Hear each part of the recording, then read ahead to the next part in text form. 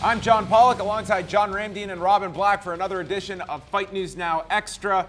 Lots of stuff going on this weekend, but a fight that has been confirmed. Lyoto Machida, he's going to be taking on Yoel Romero. Middleweight bout that has been announced for June the 27th is going to take place in Florida for the Tough Brazil Season 4 finale. Makes perfect sense. I'm confused. I don't care. But we got Lyoto Machida and Yoel Romero. An interesting aspect to this is a lot sooner than I anticipated seeing either of these fighters back. We saw that Machida came off a really devastating loss to Luke Rockhold in April on the same card that Yoel Romero had to pull out of because he tore his meniscus and ligaments in his knee. And here we are 2 months later, Yoel Romero is back. And I don't want to play conspiracy theorist here, but it is just days before the Reebok deal comes into effect. Do you think any of these fighters just trying to squeeze those last sponsorship pennies as much as they can? Of course. I mean, this is a game of making money, and everybody knows come July 1st that things are going to change. So if Lyoto Machida is healthy, chances are he's probably not even healthy enough. There's things that's on his body that's going to be hurting,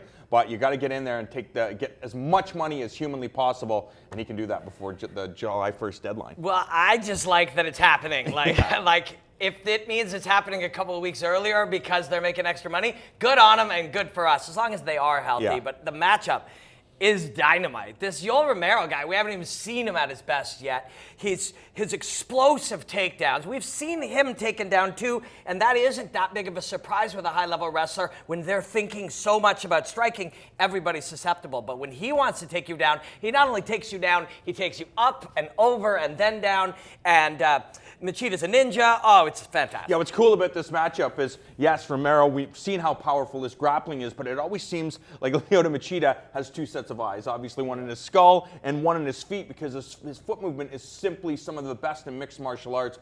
And, you know, we've heard it over and over again about his elusive nature, and it's because of his karate background and the way he's adapted it to mixed martial arts. We're starting to see more people utilize it that way. You killed it. And it is his footwork. And we saw Chris Weidman beat him. And Chris Weidman beat him. Yeah, he hit him and he took him down and everything. But he beat him by beating him at his footwork. I don't know that Yoel Romero is the guy to do that. It's also what's the easiest way if I come storming at you to take you down? The easiest way to defend that is to get out of the way. That seems obvious, but it's true.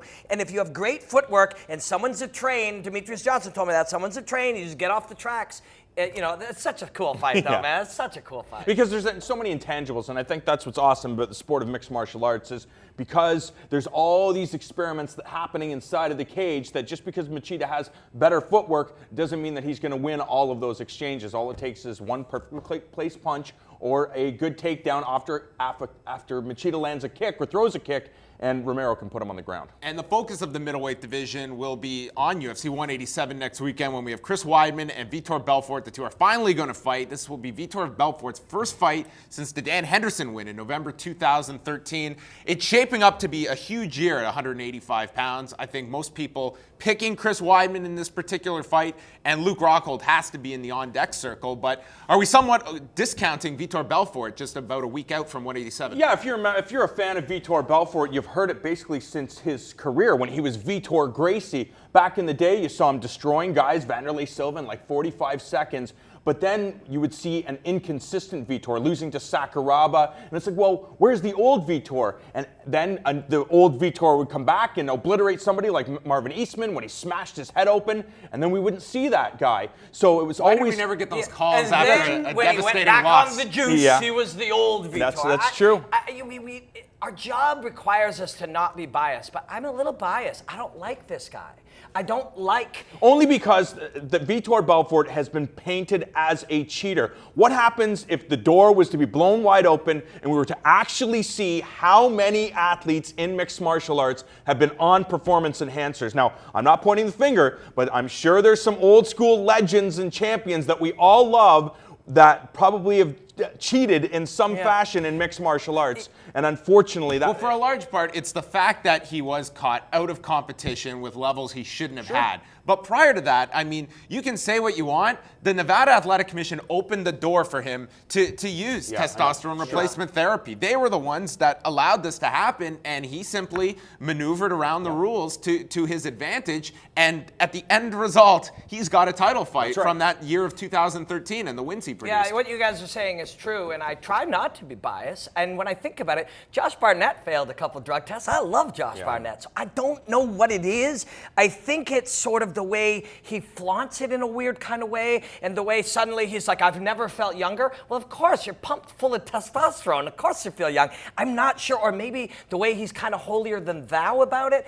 A proven cheater who sort of acts like he's so I don't know what it is. It's unfair. It's counterproductive to my job, but I'm a Vitor hater. I don't know what it is.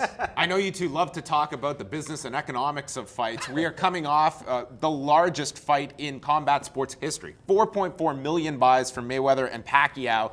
Do you feel that as people get their cable bill, they might be thinking twice about purchasing another pay-per-view next weekend from the UFC so quickly? Even though it's a strong card, it's not as strong as it once was, but still 2 marquee fights for championships. Yeah, I think if you're a fan of mixed martial arts, you have no choice. You're powerless. You have the light heavyweight championship fight between two of the Powerless. best. That's true. It's true. If you're a Submit fan, my that's visa right. to you. You're telling me it's like, you know what? I spent $100 on that shitty fight between Pacquiao and Mayweather. I'm not doing it. And then you're sitting at home, and you're scratching your head, thinking, what's happening between Anthony Johnson and Daniel Cormier? Oh my God, is Vitor Belfort the new middleweight champion? I have to subscribe. You have Donald Cerrone. If this is the agony you go through That when you're is- not watching Hey, the fight, I would what do hate you to call live those with you. chips that come in a tube? Yeah, Are they Pringles, yeah. Those things are horrible. They're like stamped out of mush made from potatoes, You gotta but keep you eating them. can't stop eating them. Like you look at them, you're like, I'm done with those. You sit there and it's calling your name, and you're okay, I'm just gonna have that one. It's like that. Fighting is like that. At least it is for us. There's something wrong with us. Especially this card really does have the star power. I mean, how in the world can you not be a fan of Anthony Johnson's fighting style or Daniel Cormier's fighting style and his personality?